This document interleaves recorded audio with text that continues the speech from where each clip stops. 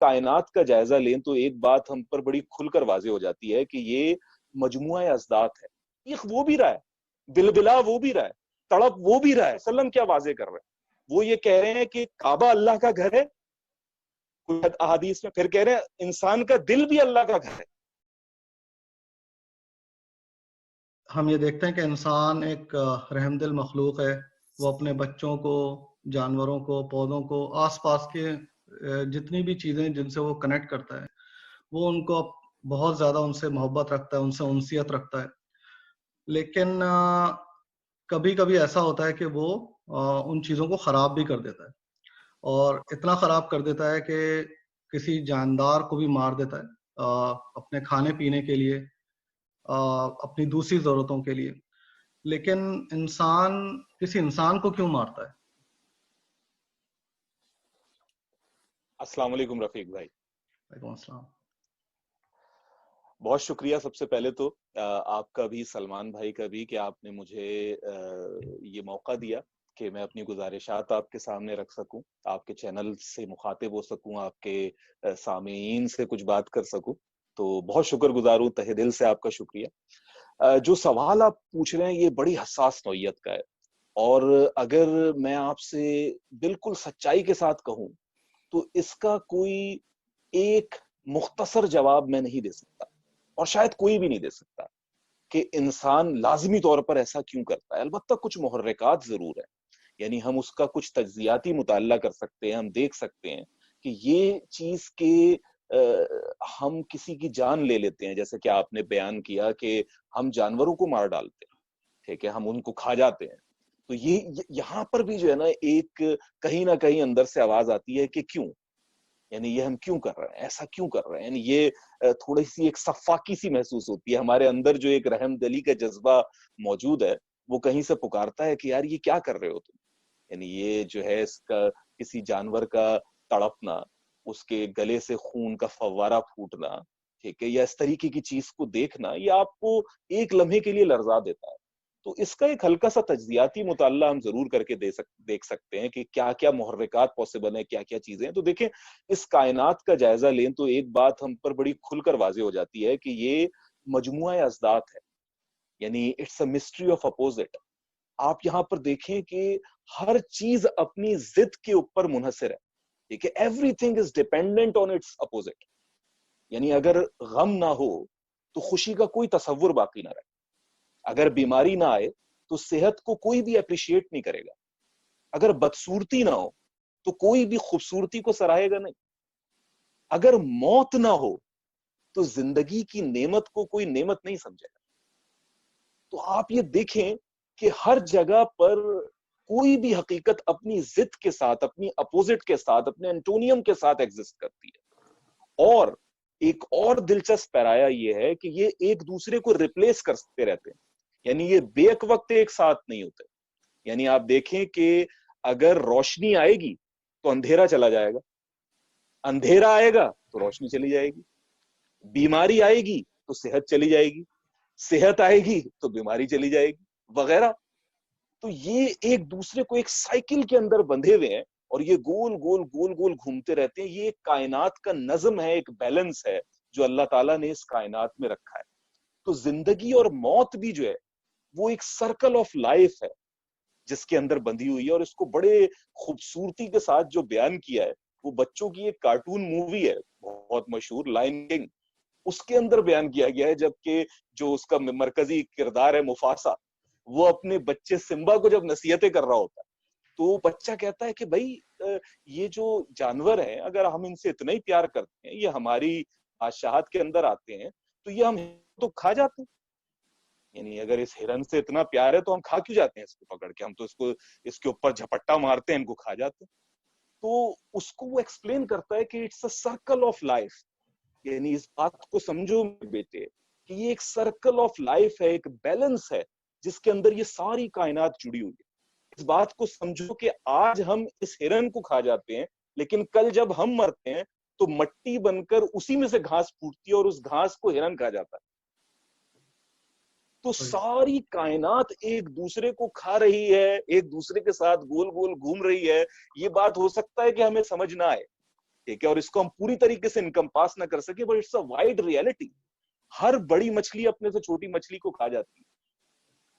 آپ یہ کہتے ہیں کہ اگر ہم میں رحم ہے تو ہم کسی جانور کو اپنے کھانے کے لیے کیوں مار دیتے ہیں, کسی کی جان کیوں لے لیتے ہیں, لیکن آپ یہ کیوں نہیں سوچتے کہ اس جان لیے بغیر ہمارے پاس کوئی چارہ ہی نہیں. یعنی آپ یہ سوچئے کہ اگر آپ یہ طے بھی کر لیتے ہیں کہ میں جانور نہیں کھاؤں گا اور میں جو ہے وہ سبزیاں کھاؤں گا یا پودے کھاؤں گا یا اس طریقے کی چیزیں کھاؤں گا, تو آپ جانتے ہیں کہ ان کے اندر بھی زندگی موجود ہے. فرق صرف اتنا ہے کہ جانور کی چیخیں آپ کو سنائی دے رہی ہیں اور اس پلانٹ کی چیخیں آپ اپنی فریکوینسی جسے آپ سن سکتے ہیں اس فریکوینسی میں چونکہ نہیں آتی, اس لیے آپ اسے سن نہیں پاتے. چیخ وہ بھی رہا ہے, بلبلا وہ بھی رہا ہے, تڑپ وہ بھی رہا ہے, اسی طریقے سے کہ جیسے کہ ایک گائے بکری تڑپ رہی, ٹھیک ہے, لیکن چونکہ آپ کو آواز نہیں آ رہی تو وہ آپ کو گوارا ہے, کیونکہ شاید وہ ایک گونگا بہرا ہے.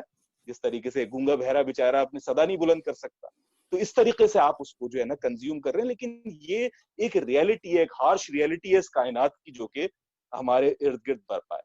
اس کے پیچھے اللہ تعالیٰ کا کیا ڈیوائن وزڈم ہے, یہ بات ہم 100% نہیں سمجھ سکتے. ٹھیک ہے, یعنی یہ تو اللہ تعالیٰ نے بتا دیا کہ دیکھو میں منصف ہوں, میں اتنا زبردست انصاف کروں گا کہ کسی کے ساتھ زیادتی نہیں ہوگی. لیکن اللہ تعالیٰ اس بات پر مجبور نہیں کیے جا سکتے کہ وہ آپ کو ایک ایک ڈیٹیل بتائیں, ایک ایک تفصیل بتائیں کہ فلاں چیز جو ہو رہی ہے وہ کیوں ہو رہی ہے اور اس کے پیچھے حقیقی وجہ کیا. اللہ تعالیٰ نے اس سرکل کو ضرور برقرار رکھا ہے, لیکن اس کے پیچھے جو ڈیوائن وزڈم ہے, ٹھیک ہے, وہ 100% ہمیں اس وقت نہیں معلوم. ہمیں سے ظاہر ہے ہم جب ایک بحیثیت مسلمان اس کائنات کو دیکھتے ہیں تو کبھی بھی ہم اس دنیا کو آخرت سے الگ کر کے نہیں دیکھتے. یعنی ایک ملحد جب اس دنیا کو دیکھتا ہے تو اس کے لیے یہی دنیا ہے, وہ کہتا ہے YOLO, you only live once. ہم کہتے ہیں نہیں, you don't only live once, you live twice. ٹھیک ہے, آپ ادھر جیتے اس کے بعد ایک اٹرنل لائف ہے جو منتظر ہے. ہم انصاف کو بھی اس کے ساتھ ملا کر دیکھتے ہیں تو تصویر مکمل ہوتی ہے. تو اس کے بارے میں جب ہم پڑھتے ہیں تو ہمیں پتہ چلتا ہے کہ ہمیں احادیث میں بتایا گیا ہے باقاعدہ کہ جو جنت ہوگی یا جو اس سے پہلے روز جزا ہوگی, اس میں اگر کسی جانور نے سینگ مارا ہوگا تو وہ دوسرے کو سینگ مار کر اس کا بدلہ لے رہا ہوگا.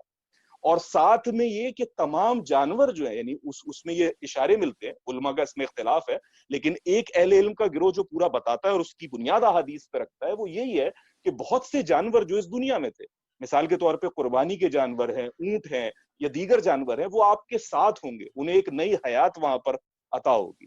تو یہ ساری چیز کہ کسی کو کمپنسیٹ کرنا, کسی کی تکلیف کو اس درجے کمپنسیٹ کر دینا کہ اس کی شکایت ہی باقی نہ رہے, یہ انصاف ہے. یعنی آج میں رفیق بھائی کو گن پوائنٹ پر ان سے اگر $100 چھین لیتا ہوں تو انہیں بہت دکھ ہوگا کہ یار میرے $100 چھین لیے اس نے.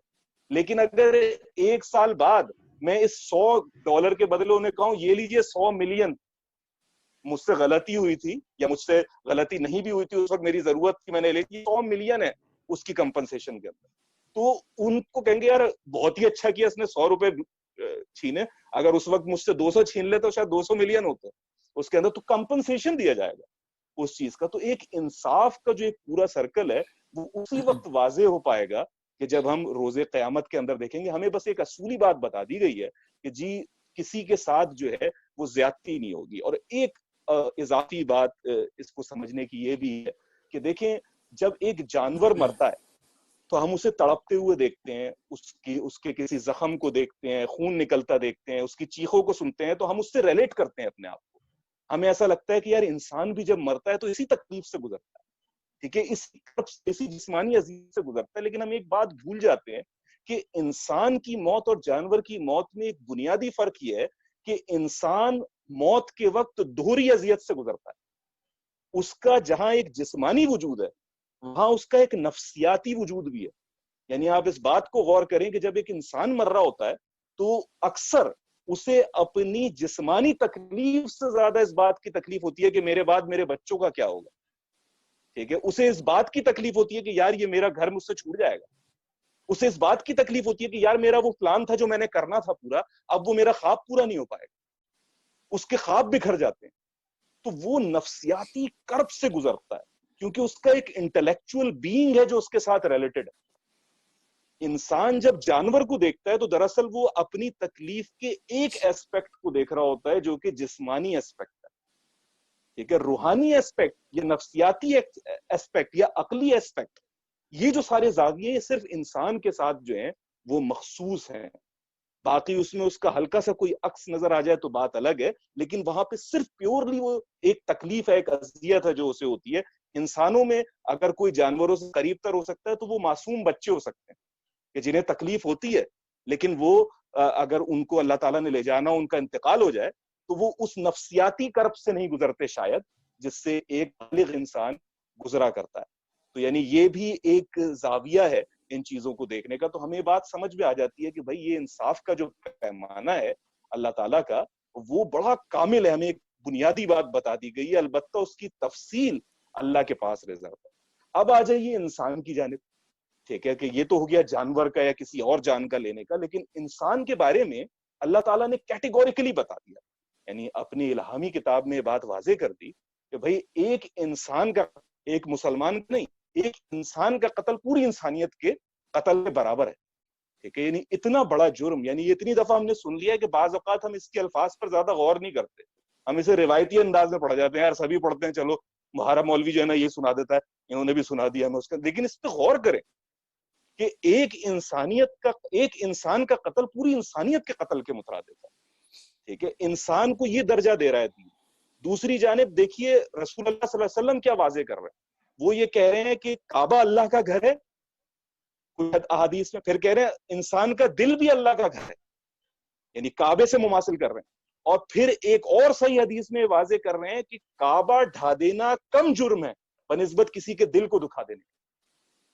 یعنی انسانی حرمت، انسانی عزت، انسانی جان کی قیمت، اور یہاں پہ کہیں مسلمان اور غیر مسلمان کی بات نہیں ہے، یہاں انسان کی بات ہے، یہ بات واضح کی جا رہی ہے. تو یہ وہ ہدایات ہیں جو دین آپ کو انسانی جان کی حفاظت کے بارے میں دے رہا ہے. آپ کی فطرت بھی اس بات کی گواہی دے رہی ہے، آپ کی فطرت بھی یہ کہتی ہے کہ نہیں، ہم نے کسی کی جان نہیں لینی، کسی بے گناہ کی جان نہیں لینی. کسی انتہائی سچویشن میں کسی مجرم کو قتل کرنا پڑ جائے کیونکہ وہ معاشرے کے لیے نقصان دہ ہے، تب تو بات ٹھیک ہے، لیکن اس کے بغیر کسی کی جان نہیں لینی، کسی کی جان کے خلاف کوئی اقدام نہیں کرنا. ٹھیک ہے، یہ آپ کے اندر سے گواہی آتی ہے. لیکن اس کے باوجود بھی چونکہ انسان کے اندر بہت سے محرکات ہیں، اس کا ایک عقلی وجود ہے، اس کا ایک نفسیاتی وجود ہے، اس کا ایک جذباتی وجود ہے. ٹھیک ہے، وہ اس دارالاسباب کے اندر جی رہا ہے جہاں پر اس کے ساتھ فکر معاش موجود ہے، غم روزگار موجود ہے. ٹھیک ہے، مال اور رتبے کی ایک دوڑ لگی ہوئی ہے. اس کے اندر اس کا نفسیاتی وجود دھندلا جاتا ہے، وہ اپنے اہداف جو ہے وہ مختلف کر لیتا ہے، اپنی آنکھوں سے اس الہامی حقیقتوں کو اوجھل کر دیتا ہے، یا تو اس کا انکار کر دیتا ہے، یعنی وہ یہ مانتا ہی نہیں کہ وہ وحی کے تابع ہے. ٹھیک ہے، اور اسے اللہ کے سامنے جواب دہ ہونا ہے. یا اگر مانتا بھی ہے تو صرف لفظی طور پر، لسانی طور پہ مانتا ہے، اندر سے جو اس کی اصل سجدہ ہوتا ہے وہ اپنی خواہشات نفس کی جانب ہوتا ہے. جسے قرآن حکیم نے کہا ہے کہ کیا تو نے اس شخص کو دیکھا ہے کہ جس نے اپنی خواہش نفس کو اپنا معبود، اپنا الہ بنا لیا. ٹھیک ہے، تو یہ اس کی کیفیت ہو جاتی ہے، اور اس کے نتیجے میں پھر جو ہے یہ قتل جیسا جو ایک انتہائی اقدام ہے یہ وجود پذیر ہوتا ہے. یہ کوئی اچانک بات نہیں ہوتی، اس کے پیچھے ایک عرصے دراز کی سڑاند ہوتی ہے جسے کہنا چاہیے، یا ایک گلنا ہوتا ہے انسان کے وجود کا، جو کہ ایک عرصے تک جو ہے نا اس کے خیالات میں، اس کے افکار میں برپا ہوتا ہے، اور پھر اس کا نتیجہ یہ نکلتا ہے کہ وہ اتنا بڑا اقدام اپنی فطرت کے خلاف جا کر، دینی ہدایات کے خلاف جا کر کرتا ہے.